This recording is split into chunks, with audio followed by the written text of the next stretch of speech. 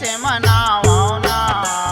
तोला कैसे मनावो वो, तोला कैसे मनावो ना। शंकर ला जब के काला पावे वो, तोला कैसे मनावा वो, तोला कैसे मनावो ना।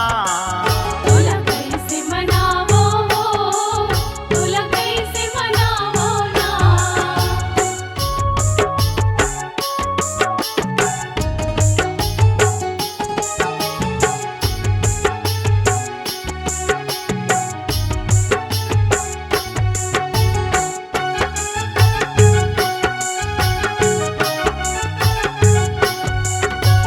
ना तो वो करे दाई दादा है, ना तो कुल के ठिकाना।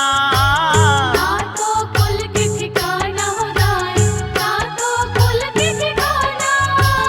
ना तो रहे बर छैया है वो घर, ना तो चावे बरदाना।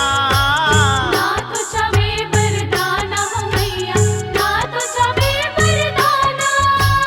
राई पूंजी है दंड कमंडल, कहाँ ले पाही खजाना। कहले पाही खजाना हो दाई, कहले पाही खजाना। धरे हावै जोगी के बाना, धरे हावै जोगी के बाना। कैसे मनावा वो, तोला कैसे मनावो ना। तोला कैसे मनावो वो, तोला कैसे मनावो ना।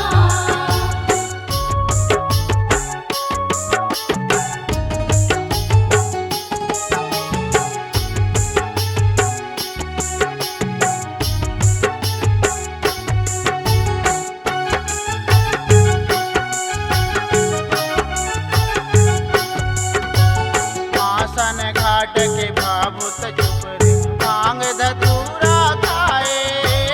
भांग धतूरा खाए हो मैया, भांग धतूरा खाए। निशा में निस दिन झूमत रहते, सांप बिच्छू लटकाए। साप बिच्छू लटकाए हो दाई, साप बिच्छू लटकाए।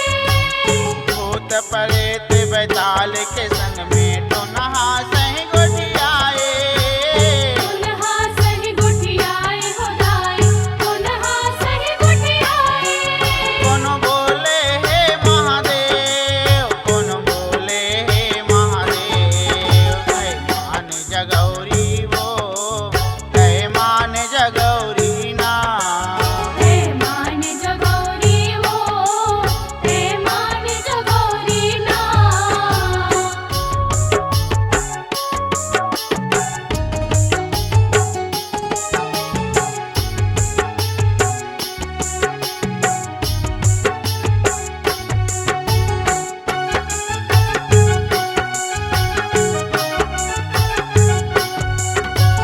कहाँ चुआए जाए बर राही, गुड़गा बैला फंदाही। गुड़गा बैल फंदाई हो मैया, गुड़गा बैल फंदाई। झटकुन वो हारी सहावे, त्रिशूल ला चलाही। त्रिशूल ला चलाई हो दाई, त्रिशूल ला चलाई। देवता मानथो विष्णु ला, लक्ष्मी गोड़ दबाही। लक्ष्मी गोड़ दबाही हो दाई, लक्ष्मी गोड़ दबाही। देवता के राजा वो, इंद्र कहाए। है मान जगौरी वो, है मान जगौरी ना। हे मान जगौरी वो, हे मान जगौरी ना।